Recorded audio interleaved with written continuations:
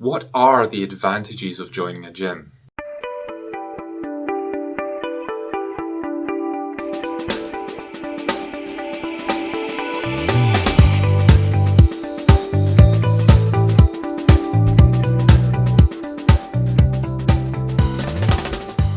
Hey, welcome back to the second video in this sequence. These videos are put together to complement the article that I put up called The Gym Paradox, the pros and cons of joining a gym. It's a very long, lengthy, meaty piece of content, and I don't really expect anyone to read it all the way through. So these videos are here to give you smaller, more digestible pieces of content to be able to focus in on certain elements and certain questions, certain points within that article. You can go and read the entire thing if you want, or you can go and delve into the pieces that you need from it. The link will be in the description below.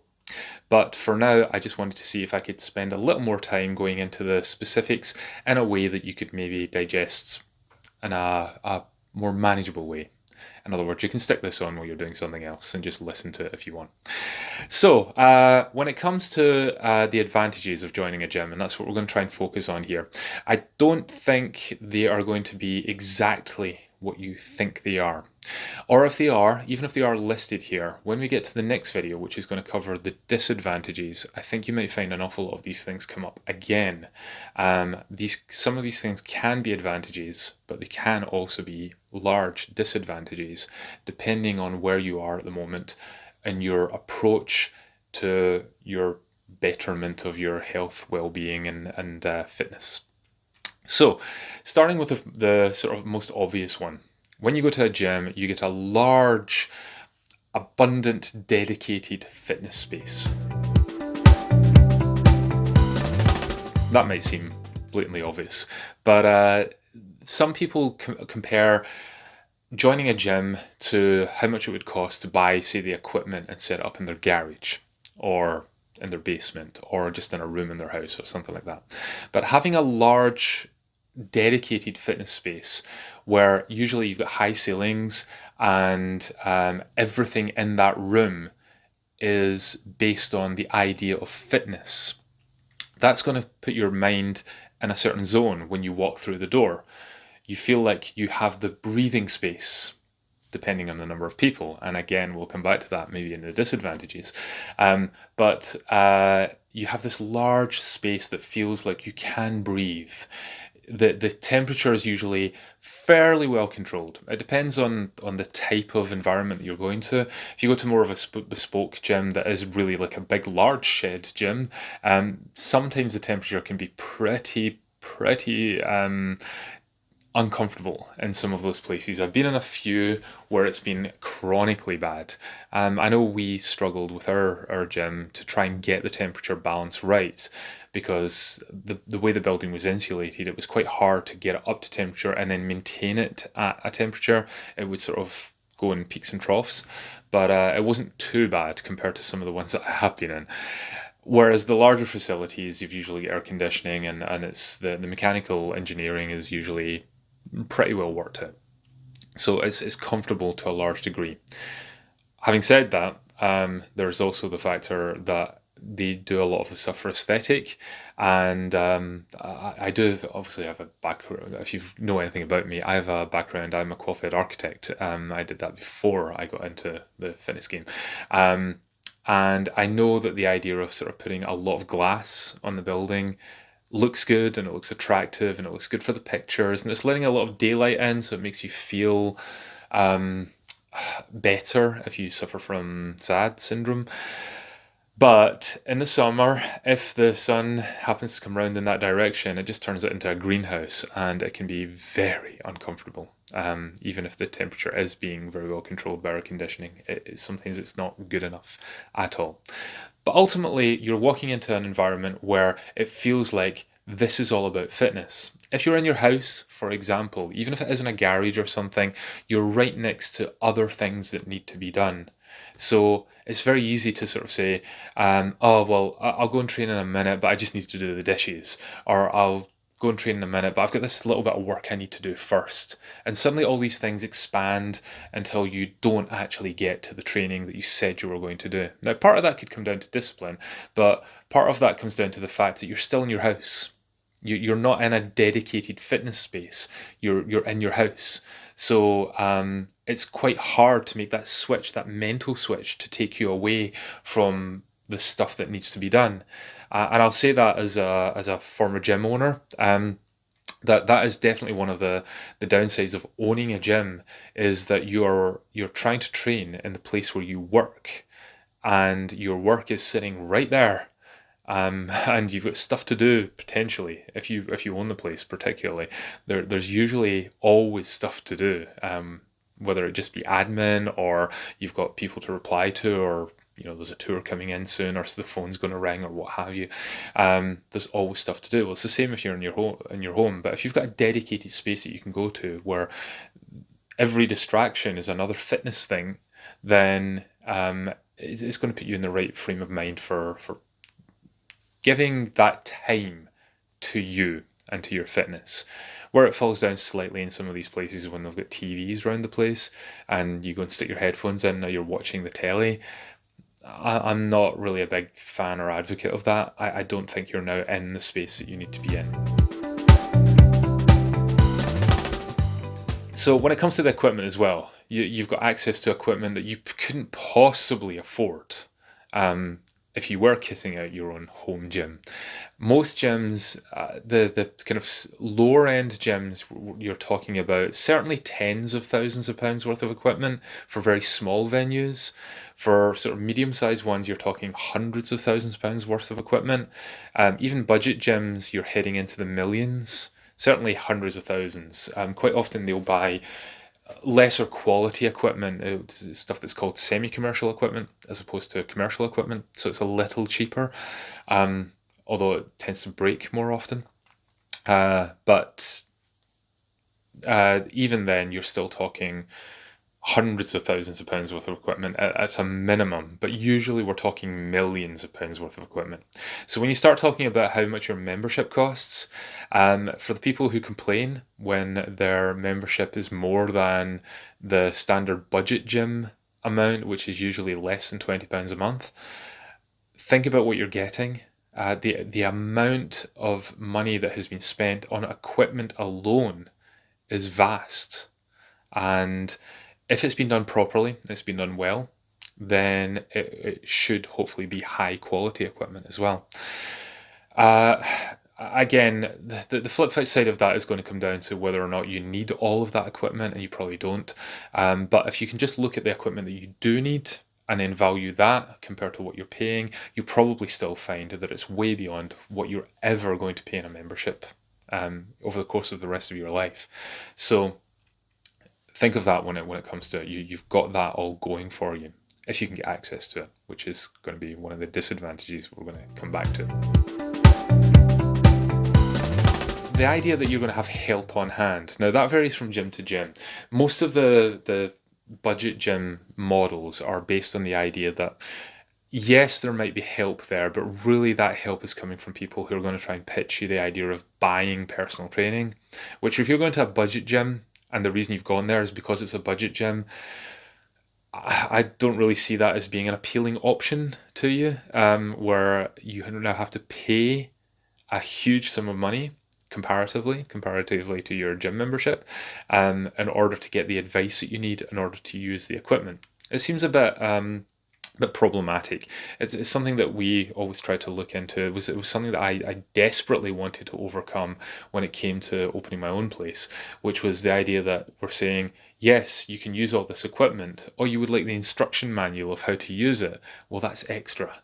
You wouldn't do that if you were buying a mobile phone or a hi-fi or a Blu-ray player, or I'm showing my age here because nobody uses any of these things anymore. But if you're buying something technical, you would expect to get the instruction manual. You wouldn't expect to have to pay more to be shown how to use it. And yes, a lot of gyms then go into the idea where you're going to get an induction of some kind, that you book in for, and then a fitness instructor will show you around. Now, this is something that has to be made clear here, is that there's a big difference between a fitness instructor and a personal trainer. And that's something that I'll probably go into in one of the later videos as well, but I do touch on it on the article, which is that a fitness instructor is really, having taught the course and been an examiner for fitness instructors, I know what's involved in the course in a lot of detail. And ultimately, it does not train that person to look at what you need and to be able to come up with a very bespoke, ideal solution for you. What it does is it teaches that instructor how to keep you safe, how to give you a program that will sort of cover the basic idea of what it is you need, show you it quickly, and keep you safe while you're doing it. So invariably what you're going to end up doing is getting a program that involves some kind of warm-up, some kind of stretching, depending on how it's done and how that instructor has been taught. It might then take you into some cardio that'll either be for a warm-up or it'll be your actual cardio portion of your workout where you're going to try and burn some calories. And another portion of your workout is going to be a range of usually machines more than free weights. The free weights will usually often be stuck to things like bicep curls, tricep extensions, that kind of thing, because they're safe and bigger compound movements. Instead of doing barbell squats, for example, they're going to show you the leg press or leg extension and leg curl. Instead of showing you how to bench press properly, they'll probably just show you the chest press machine, if that's the setup in that gym. So it's not necessarily what's best for you. And the other thing is, it's not necessarily what is even in their head is what they're going to give to you, because they walk onto the gym floor. If they want to give you the chest press machine and somebody's using it, suddenly your program is going to include the incline press machine or something like that, or the shoulder press machine, or the pec deck, or something like that. They'll change it because they don't want to be waiting around to use a machine that is going to take another 10 minutes to become free. So they just give you what they can give you. So that's a problem in itself. The other problem, as I say, is the disparity in knowledge and experience. If you're going into a gym and you're going to get this induction, or you're going to get help from somebody that's just standing about supervising the gym floor, which is a lot more rare these days than it used to be. Just being able to get someone to come over and give you a hand. That person, if they are not looking to upsell you to personal training, it's probably because they're directly employed on minimum wage or pretty close to minimum wage potentially for that facility. Certainly a fairly low amount of money compared to the cost of having them spend time with you. So it's going to be relatively quick, it's going to be relatively breezy, and it might not be that very well informed, but you might get lucky. You might happen to have found a very knowledgeable and experienced personal trainer who just happens to have some free time, or you might find a very knowledgeable and experienced personal trainer who just happens to have moved to your city from another city or from another country, and they're just looking to wet their feet and build up an audience in the area. But anyone who's incredibly good at their job and incredibly experienced and incredibly well thought of, they're not going to be just standing around a gym floor waiting to try and find someone to help. So that's kind of the quality of what you're getting. So don't expect the quality of the information to be high. If you feel that you need something to ensure that you're just doing something, then great. But if you're looking for a high quality input, not so much. And then even when it comes to things like getting a spot, I know this from my own personal experience in my early days of being in a gym. There were 2 occasions where I went to bench press a new personal best and failed. But I failed in a situation where I wasn't within a rack or anything like that. The gym I was in at the time didn't have one. So the bar was just lying on me. I did on one occasion go and ask if someone could come and spot me while I was doing it. But I had to wander around to find someone, and they were nowhere near the gym floor. And it turned out that day they were getting an inspection from their area manager or something like that, and they were too busy changing some light bulbs in the changing rooms that they didn't have time to come and spot me. And I'm like there with this bar on. You would imagine there's a health and safety issue there.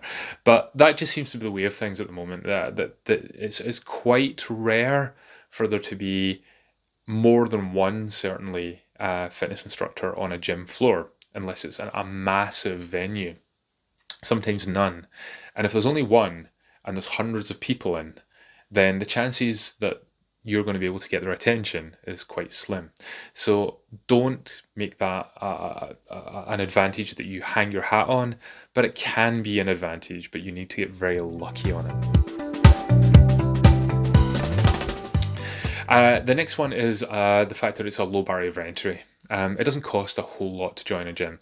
Now, you might look at some and think, wow, that one's £70 a month, £80 a month, even £100 a month, £150 a month.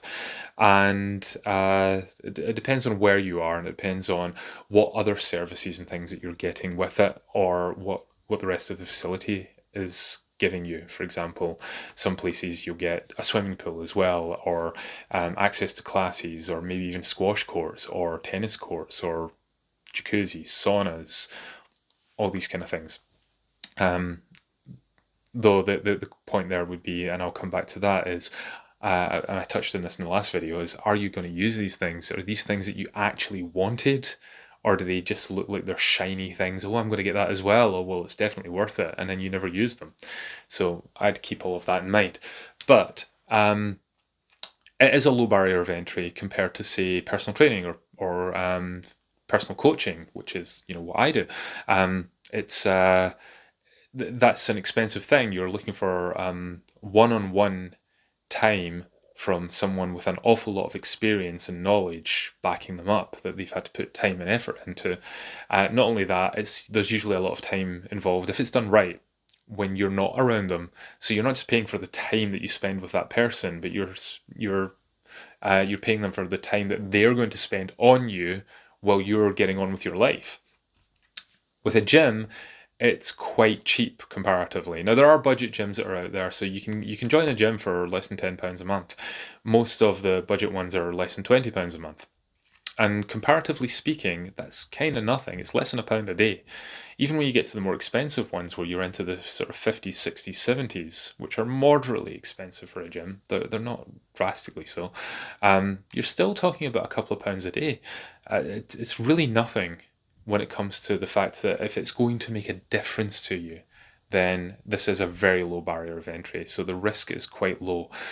Although, again, that partially depends on, are you tied into a contract or not? If you're tied into like an annual contract, then maybe that barrier of entry is a little bit higher. Do they have a sign-up fee? Some sign-up fees are in the hundreds of pounds. That might put more barriers in your way. But relatively speaking, it's a low barrier of entry for most people. The environment as well. I did talk about the space and the volume of the space you've got open to you, and the fact that it's a dedicated space. But the actual environment itself, you can look at this in two ways, which is the actual air quality, and then you've got the sort of environment as in the community and the atmosphere. I'll come back to that one in a second. But the actual environment itself usually just feels better. If you've ever tried training in your house, which I've done several times, and sometimes I don't have an issue with it. Occasionally it does feel a bit claustrophobic, especially if you're doing something very high intensity and it's cold outside, so you don't want to open the windows. It can feel very contained, and suddenly the air quality, the air feels heavy. You can almost feel every particle of dust in the room, and it just doesn't feel great. When you're in an environment like a gym, if it's set up properly and it's got high ceilings, there are quite a lot of ones that are, again, more of the bespoke ones where it's in a very low ceilinged area.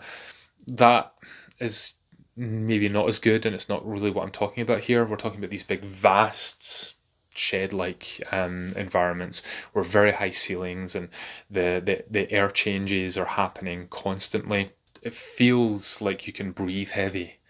And because there's usually music playing, you feel more comfortable sort of giving your all and having a little bit of as you're pushing, or as you're on a treadmill or whatever. It feels more comfortable for that kind of thing and less embarrassing as well. People are in there because they're all there to improve their health and fitness. So when you're in amongst those people, that kind of carries you along a bit. Whether you're talking to other people or not, some people do strike up friendships in gyms that they would never have had otherwise, and that's great.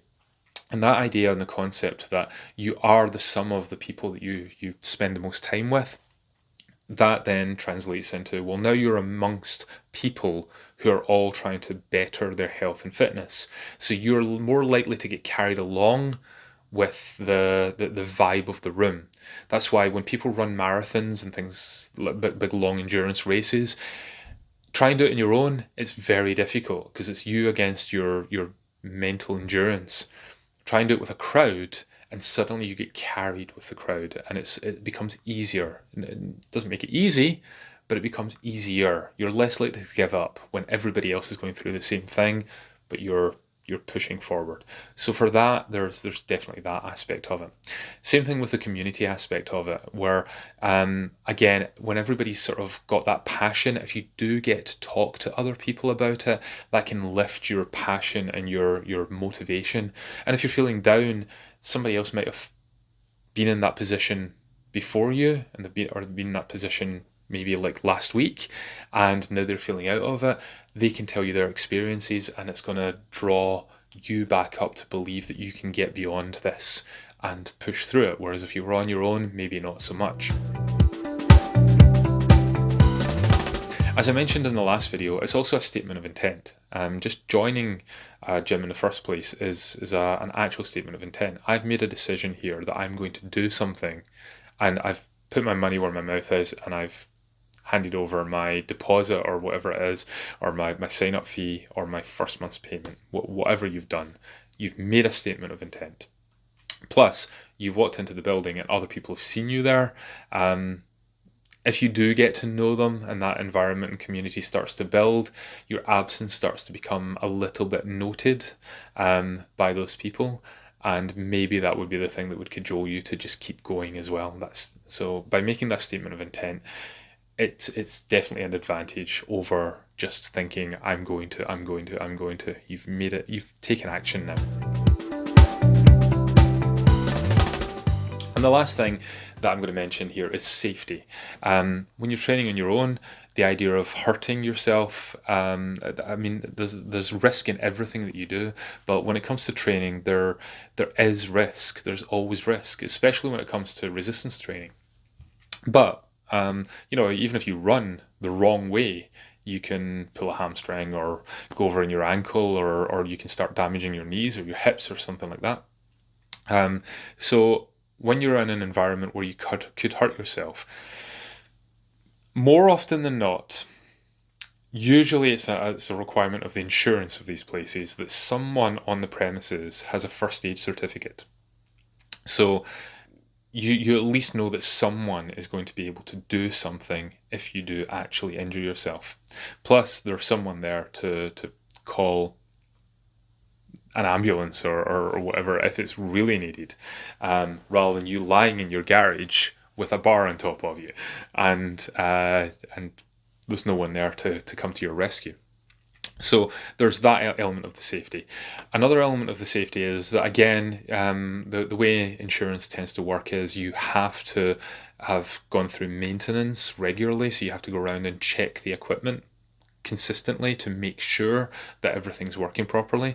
You'll also have had to have done a risk assessment to try and work out where risks are. So the venues will have been obliged to do all of these things. Now, I know that there are some people, like any other industry, there will be some businesses that just flout these rules. So, you can look out for that. But certainly the bigger, more commercial places, they'll definitely have had to have done it because they couldn't risk the reputation otherwise. And nobody really wants to be in a position where they become known for a place where people get hurt. It's going to put them out of business pretty quickly. So most places will put in the time and effort to make sure that everything is safe. And then on top of that, going back to the idea that there are people on the premises, again, I've mentioned the fact that not always fitness staff on the gym floor, but just the fact that there are other people there. So if I go back to my story about being trapped under the barbell and doing the bench press, well, what ultimately got it off me was another member. One of the times that I did it, there was only two other people in the building, and they were quite far away from me, so it took them a while to notice. But even though I was going, help, excuse me, but ultimately they did come to my aid. There was another time I did it with box squats where I squatted down onto the box and I couldn't get back up again. And there was no one else in the room. I had to wait for someone to come from another room and come and help me. This is all in earlier days when I didn't know any better of how to set up safely. So it's possible to be safe. I was just naive at the time. But yeah, so even just having other people there, that's going to keep you safer. And then if you do go to do something ridiculous, like say your squat form is crazy bad, and you're gonna hurt your back, or your knees are collapsing in or something, you're really gonna hurt yourself. If there is a fitness instructor or a personal trainer there and they see that, they're likely to come over and tell you so. But even if there's other experienced gym goers in there and they know what they're doing, they're likely to come over and tell you what the problem is. So there is definitely a higher level of safety within an environment where there are other people, and especially experienced other people. So these are a lot of the advantages that you can think of. There might be some other ones that you're thinking of that I haven't mentioned, but what I do is stay tuned for the next video, which will be on disadvantages, because I think you might find that some of them come up there. And even some of the ones we've mentioned already, when we reframe them, as I've kind of touched on a little bit, they can very quickly become a disadvantage. And these are why it's worth thinking of these things. Don't believe what you subconsciously believe is an advantage or a disadvantage.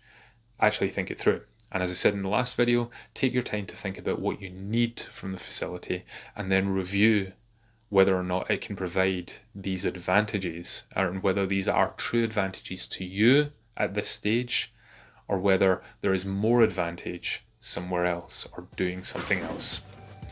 So I will leave that at that for now, and I look forward to seeing you again in the next video. Bye for now.